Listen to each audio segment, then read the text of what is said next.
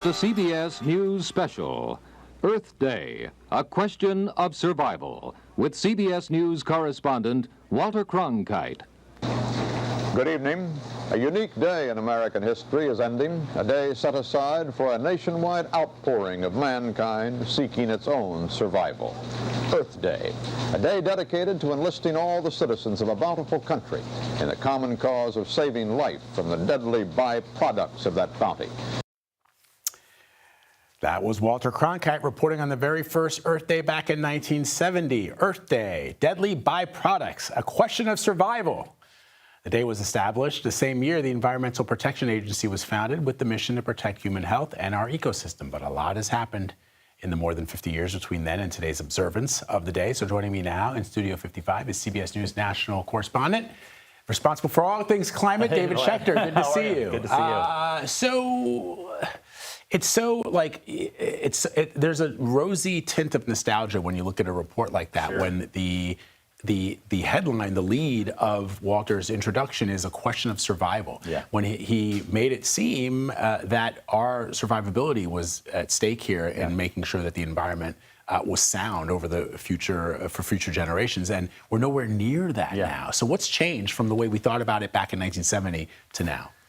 Well, I feel like that was a galvanizing moment in 1970. The Cuyahoga River in Cleveland had caught fire, and the American public was outraged about what they were seeing because there's just oil slicks and chemicals all over. We've made a tremendous amount of progress since Walter Cronkite's report, but I still feel like what he's saying, that we're still in this fragile moment, a moment of peril, that the environment is not something you can just fix and move on. It's a continual process. And today our air is cleaner, our water is cleaner. But with the Trump administration has essentially been removing regulations, removing funding, and really things that will challenge the environment. Very pro-business moves, but not so much for the environment. And I think that puts us in a fragile moment where that fight that Cronkite was talking about, it continues on today, very much so.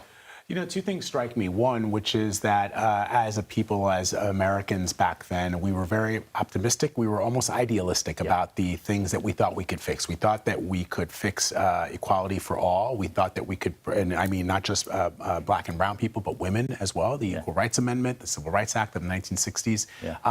We thought that the world was just going to be a better place. By those young people who attended Woodstock, the baby boomers, they really did envision a world where the age of Aquarius, to coin that song, was going to come to be. Instead, what you just referenced, the regulations that the Trump administration is removing, those regulations were put into place to prevent corporations from destroying the planet. There's this notion out there that if you don't recycle, well, you're contributing to the demise of the environment, when it's really not just somebody who forgets to compost their food that's destroying the environment. It's big business, and what we're talking about now is removing the protections that we are afforded because we want to allow capitalism to fester. I think what you're talking about, to some extent, is personal responsibility versus corporate responsibility and government responsibility. Yes, we should recycle, right? We should do our part to whatever we can 100%. do. But you and I are not going to recycle our way out of what we're facing crisis right now, right? So that's the essential issue: is how do you view the role of government? So here's the federal government under the Biden administration with the most aggressive climate policies in the world, reducing emissions that would come out of our smokestacks, out of our tailpipes, and then a new president who is repealing or eliminating or gutting all those regulations. And so what is the way forward?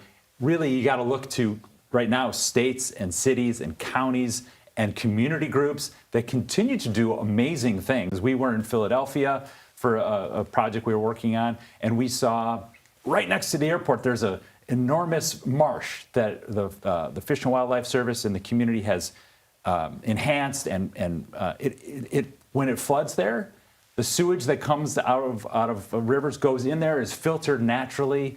It prevents flooding into neighborhoods. This is a local solution that is the kinds of things that we see are happening everywhere. I'd like to see more of that. David Schechter, good to have you in studio. Great to be here. Nice to have you. Happy Earth Day. All right, happy Earth Day, folks.